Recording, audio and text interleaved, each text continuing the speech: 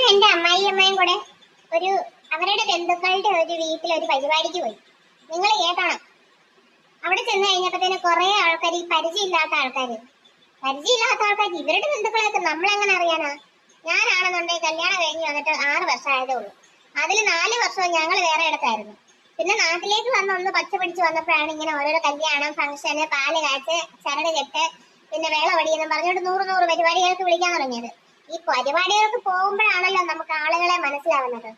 അന്നേരത്തിന് അമ്മായിമ്മത്തല്ലേ എന്നോട് പറയുന്നത്, നീ ഒരു പെണ്ണുമ്പിള്ള എന്റെ അടുത്ത് വന്ന് ചോദിച്ചു, ചിരിച്ചു കാണിച്ചു പറഞ്ഞു, ഞങ്ങളെയൊക്കെ അറിയാമോ? ഞാൻ എന്റെ ജീവിതത്തിൽ ആദ്യമായിട്ടാണ് ആ പെണ്ണുമ്പിള്ളേനെ കാണുന്നത്.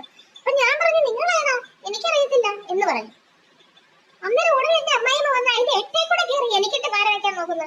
അവര് പറയാന്നേ, നീ ഒരു മനുഷ്യനെ കണ്ട ചിരിക്കത്തില്ലേ, വർത്താനം പറയത്തില്ലേ എന്നൊക്കെ. അല്ല ഞാൻ ചോദിക്കട്ടെ, ഈ രാഷ്ട്രീയക്കാരുടെ കൂട്ട് കാണുന്നവരെയൊക്കെ ചിരിച്ചു കാണിക്കാനും അവരെ പോയി കെട്ടിപ്പിടിച്ച് വർത്താനം പറയാനും നമുക്ക് പറ്റൂ? എനിക്ക് പറ്റത്തില്ല. അതൊക്കെ കഴിയുന്നവർക്ക് കഴിയും. പക്ഷെ ഞാൻ ഇൻവെർട്ടറാ, പക്ക ഇൻവെർട്ടറാണ് ഞാൻ, ഇൻവെർട്ടർ. അത് ഇവരോട് പറഞ്ഞു കഴിഞ്ഞാൽ ഇവർക്കത് മനസ്സിലാവുമോ? ഞാൻ പറഞ്ഞു, നിങ്ങൾ പോയി മിണ്ടിയാ മതി, ഞാൻ മിണ്ടുന്നത് എന്തിനാ? ഞാൻ മിണ്ടിയില്ലെന്നും പറഞ്ഞ് അവരുടെ വീട്ടിൽ കഞ്ഞി വേവാതിരിക്കുവോ?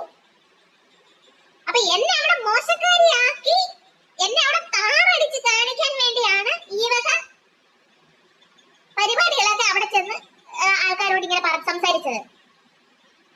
അന്നേരം അവിടെ ആണെന്നുണ്ടെങ്കിൽ ഞാൻ ചെന്ന് കയറിയപ്പോഴേ അവിടെ ചിക്കനും മട്ടനും ബീഫും ഒക്കെ കൂട്ടി നല്ല അടി അടിക്കുന്നത്.